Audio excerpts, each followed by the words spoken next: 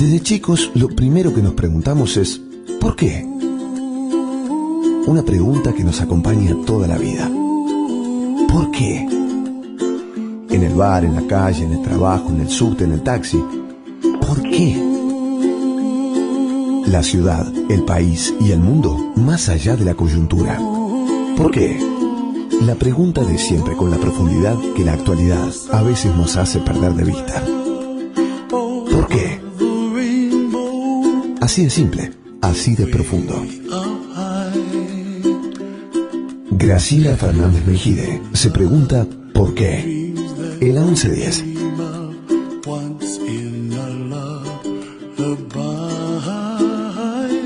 Hola, buenas tardes. Como todos los domingos a esta hora, soy Graciela Fernández Mejide y estoy acá con ustedes para conversar sobre algún tema que a unos más, a otros menos, nos preocupan. En este caso, yo voy a hacer una pequeña presentación en cuanto al cómo resultamos cuando se mide a los alumnos argentinos y a la educación como contexto, en las pruebas PISA, que son internacionales, sin las cuales uno no puede dejar de admitir que hay criterios absolutamente objetivos, ¿no? Y que no se favorece a un país en detrimento de otros, sino que se mide la eficacia de la educación. Y además, una nota que ha aparecido y que quienes nos acompañan nos van a decir si están así, que más o menos el 53,6% de los alumnos argentinos de 15 años no puede reconocer la idea principal de un texto, es decir, no puede interpretarlo. Y no puede tampoco realizar referencias sencillas al texto, ni hacer comparaciones entre textos marcando las diferencias y las similitudes, ¿no? Es decir, en las pruebas PISA no nos va bien.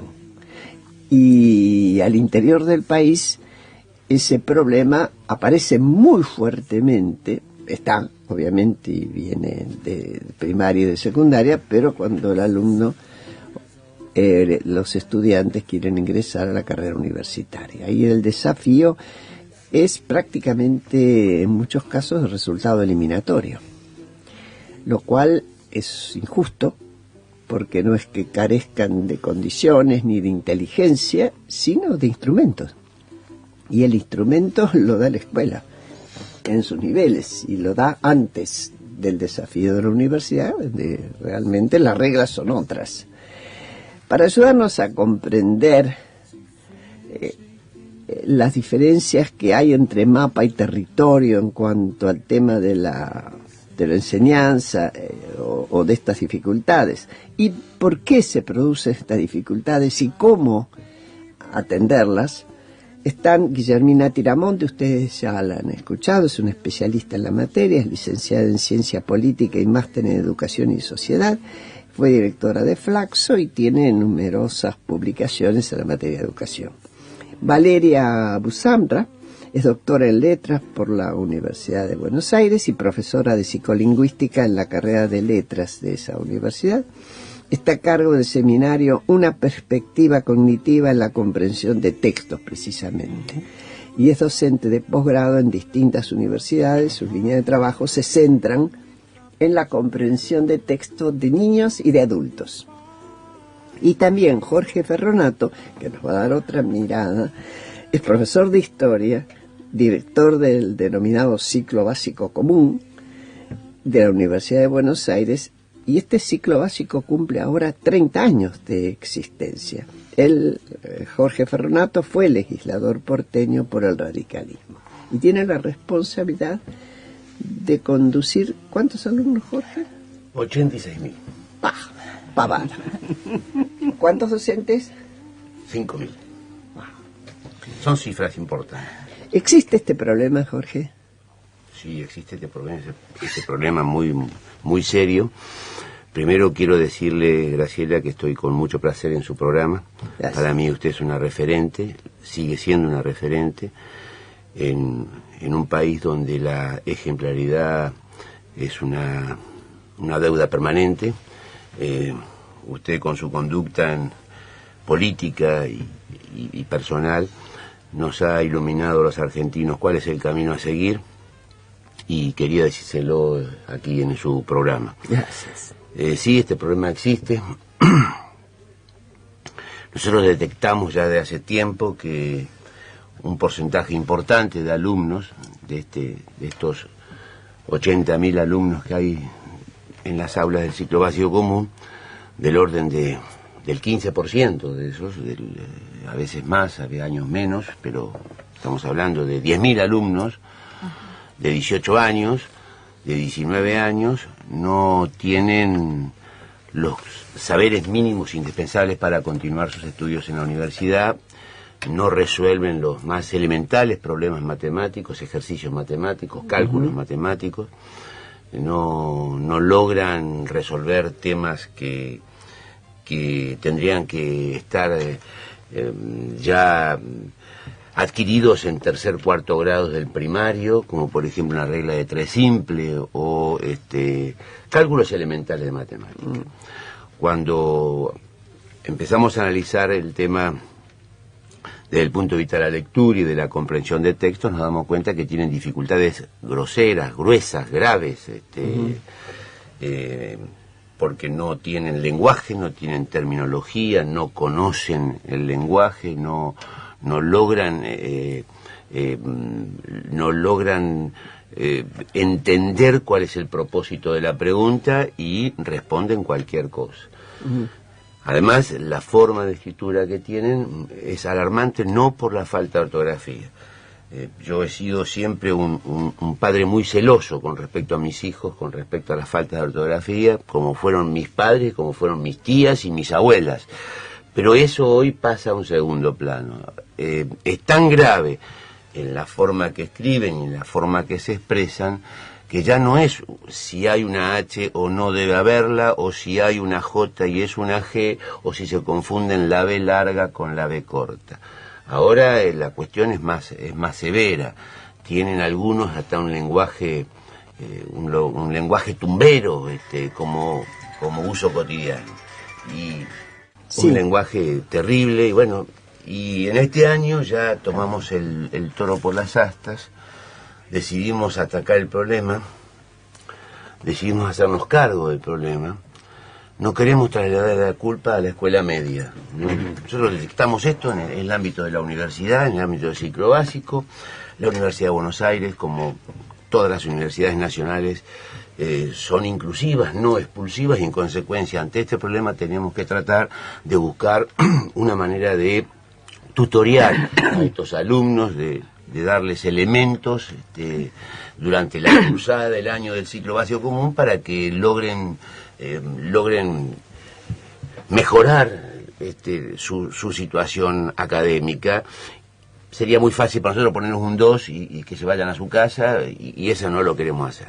En consecuencia, hemos diseñado unos talleres, tanto en el área de matemática como en el área de lengua, donde vamos con distintos tipos de profesores de matemática y física y distintos tipos de profesores de las cátedras de semiología y de otras cátedras.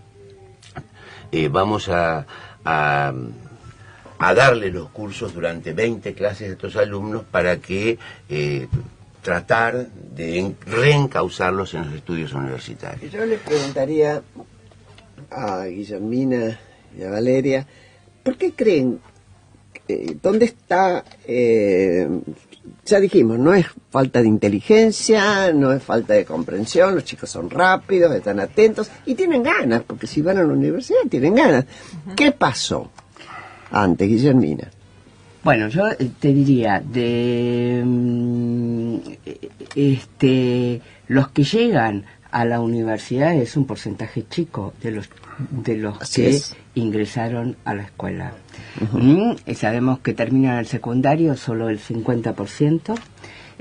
Y de esos no tengo claro qué porcentaje va a la UBA, pero también es un porcentaje bajo. O sea, se va achicando, vamos hacia el vértice vamos de la hacia pirámide. tenemos una pirámide, e incluso los que llegan arriba en la pirámide de la escuela secundaria, hay un porcentaje que no puede comprender los textos, ni tampoco expresarse por escritura.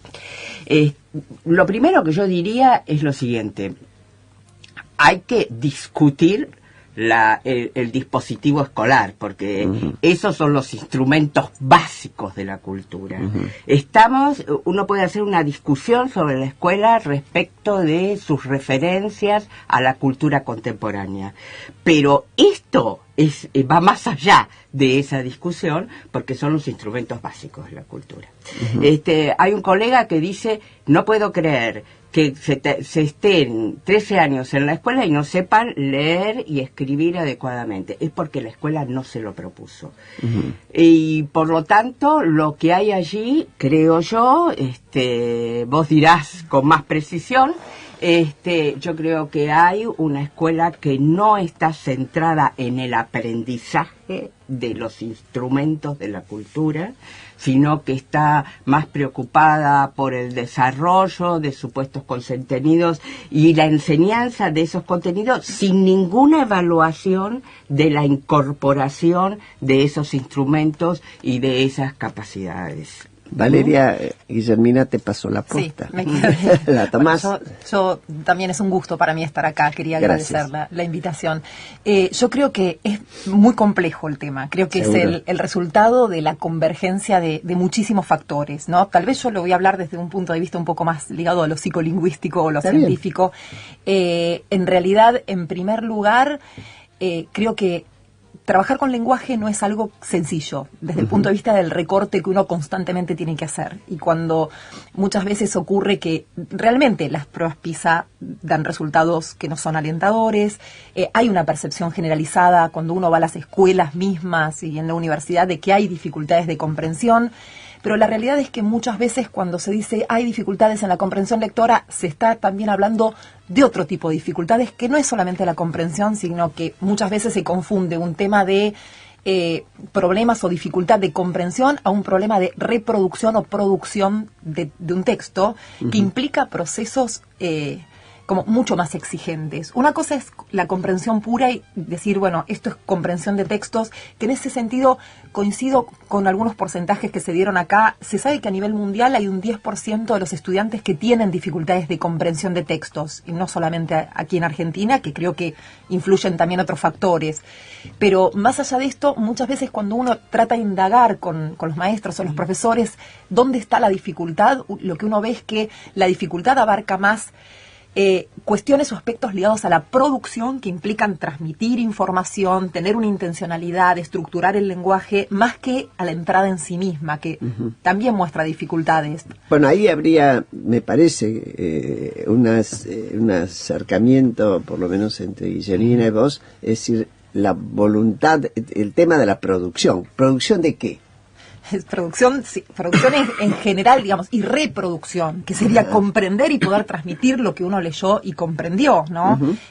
Creo que tenemos que partir acá de la base de que estamos hablando de habilidades lingüísticas que son culturales. Claro. El lenguaje tiene una faceta innata y una faceta cultural. Claro, cuando Jorge dice el lenguaje tumbero, bueno, hoy por hoy hay famosas bandas y hasta como esta Agárrate Catalina, que tiene un lenguaje a mí me llama la atención, una mirada muy, muy elitista y una concepción muy elitista y el lenguaje muy tumbero, ¿no? Muy, casi como que fuerzan. Yo no me imagino a esos muchachos normalmente hablando así.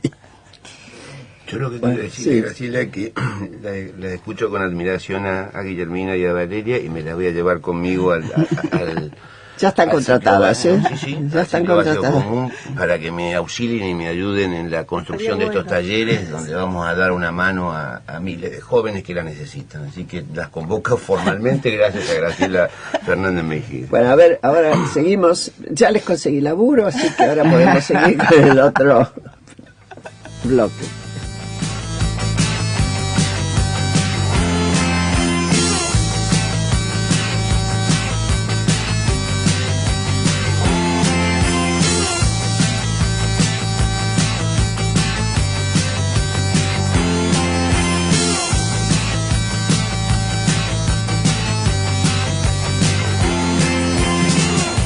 El probador y agarró la minifalda, luego la calzó y después giró la espalda, llamó al vendedor, quiso que le dé un consejo, quería saber si el cuero era viejo o no.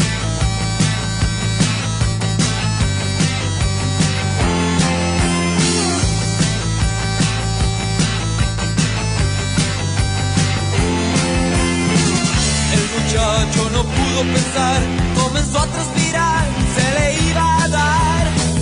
Ella vio una adecuada reacción y arrastró al vendedor dentro del probador. Sin perder tiempo,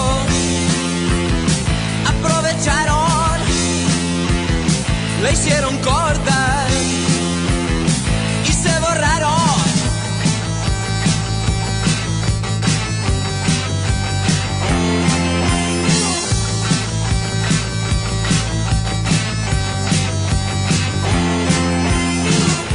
El probador y agarró la minifalda, luego la calzó y después giró la espalda, llamó al vendedor, quiso que le dé un consejo, quería saber si el cuero era viejo o no.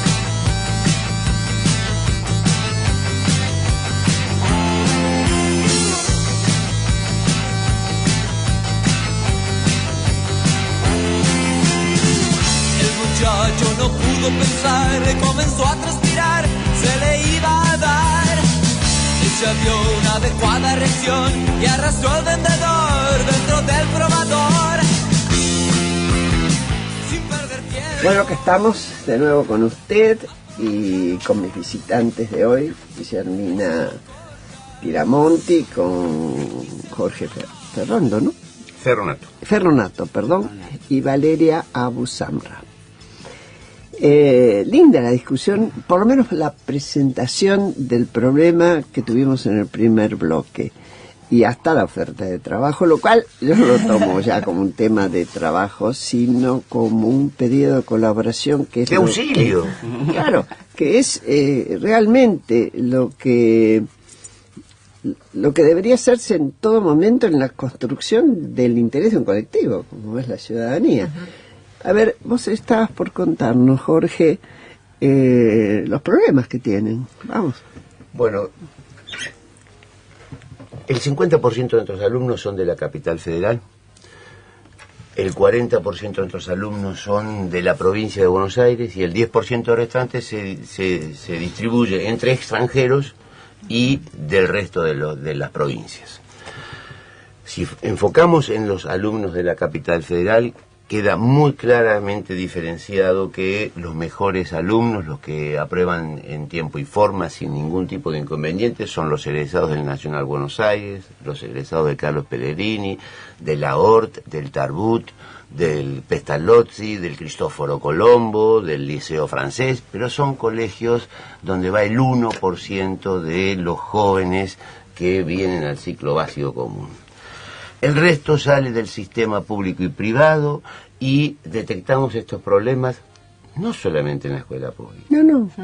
Completamente. Es absolutamente indiferente de qué escuela salen. Y estamos alarmados porque año a año va aumentando. Entendemos que también se ha se ha flexibilizado demasiado el sistema educativo medio, con nuevos planes, con nuevos esfuerzos para que los chicos se reciban de alguna manera y tener el título secundario. Y el problema lo tenemos los que estamos en el primer año de la universidad, es que esos chicos que vienen, que tienen esos títulos determinados, no están preparados mínimamente para hacer una carrera universitaria, porque la Universidad de Buenos Aires, si algo que no hace, es bajar el nivel académico, de ninguna manera, y en consecuencia nos encontramos en una situación compleja. Por un lado queremos incorporarlos, pero por otro lado los expulsamos porque no tienen los saberes mínimos indispensables. Este es el drama que estamos viviendo desde la universidad. Creo yo que hace falta política de Estado donde todos nos pongamos de acuerdo. Acá no es cuestión de mezquindades políticas, acá es cuestión de trabajar, porque estamos hablando de nuestros adolescentes, nuestros jóvenes, estamos hablando de cómo hacemos para incorporarlos a aquellos que quieren estudiar, pero que no tienen condiciones ni conocimientos, porque no se los dieron o por lo que fuere, o porque falla el sistema. Yo insisto, no le echo la culpa ni al gobierno nacional, ni al gobierno de la ciudad, sí a la política. Sí a la política. Yo vengo de la política, no me puedo hacer el distraído, pero yo creo que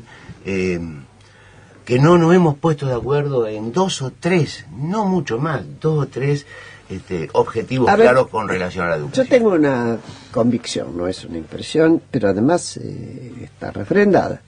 En los países donde hay una enorme grieta entre los pocos que tienen más y los muchos que tienen menos, el nivel de educación no importa, ni siquiera los pocos tienen mejor educación porque no es sociedad integrada.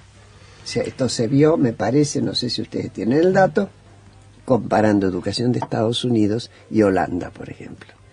Guillermina, si vos querías hablar. Sin duda, la integración social y el nivel y cierta homogeneidad cultural en la población, o no, o cierto quiebre y mucha distancia social, marca una diferencia, claro, en las oportunidades más o menos equitativas de todos los alumnos.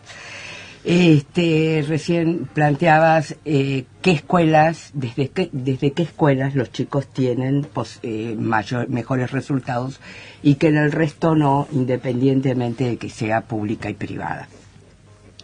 En esas escuelas a las que vos nombrás, son escuelas donde coinciden padres y chicos de familias con un nivel cultural. Es decir, vienen de un ambiente cultural alto, en muchos casos son seleccionados para ingresar por este nivel cultural, tienen un apoyo familiar fuerte en general, y una escuela también con una selección de profesores y da como resultado chicos con las habilidades o los instrumentos que se requieren para ir a la universidad. En el resto de los casos, eso no pasa. ¿Eso qué está diciendo? Está diciendo que la escuela secundaria, básicamente la escuela secundaria, fue pensada para esos pocos. Y que cuando vos pones chicos de otro sector social en esa misma institución, la institución se desarma y demás para poder sostenerlos y no ha podido construir un modelo pedagógico alternativo que permita la inclusión de todos. Es decir, que a la mayor inclusión requiere cambios pedagógicos. Desde luego, y se está respondiendo con menos eficacia. No, se está respondiendo con desarmar la escuela tradicional sin poner reemplazo. Hay más bien un discurso de apelación a la comprensión de los docentes para mantener los chicos dentro del sistema que a pensar modelos pedagógicos alternativos. Vale, perdón. Sí. Yo creo que el tema de las oportunidades educativas es esencial en este punto, especialmente pensando que vuelvo a la idea de que es una habilidad lingüística cultural. En tanto habilidad cultural se enseña y se entrena. Si nadie nace sabiendo comprender textos. Así como hay tendencias o perspectivas que dicen, dentro de la lingüística es la vigente, que hay cierto aspecto del lenguaje que es innato, que hay una predisposición innata. Cuando a mí me colocan en un medio social lo desarrollo. Nadie sostiene que la lectura, la escritura y la comprensión de textos sea innata. Es decir, que tengo que enseñarla y tengo que desarrollarla. Y las experiencias y los distintos trabajos de investigación demuestran que yo lo entreno y lo ejercito y lo mejoro. Y que la oportunidad educativa en ese sentido es fundamental. Si es cultural, el vocabulario es esencial, el conocimiento del mundo es esencial. Es decir, hay una cantidad de factores que yo tengo que desarrollar. Y eso es lo que pone de manifiesto tanto lo que Jorge o Guillermina están planteando. En realidad, ni siquiera es un tema de diferencias entre gestión pública y privada. Porque uno compara. Nosotros, de hecho, cuando salimos a tomar el test Leer para Comprender, que es uno de los test que nosotros desarrollamos para evaluar comprensión lectora, tomamos en el Carlos Pellegrini y en la Cristóforo Colombo, por ejemplo.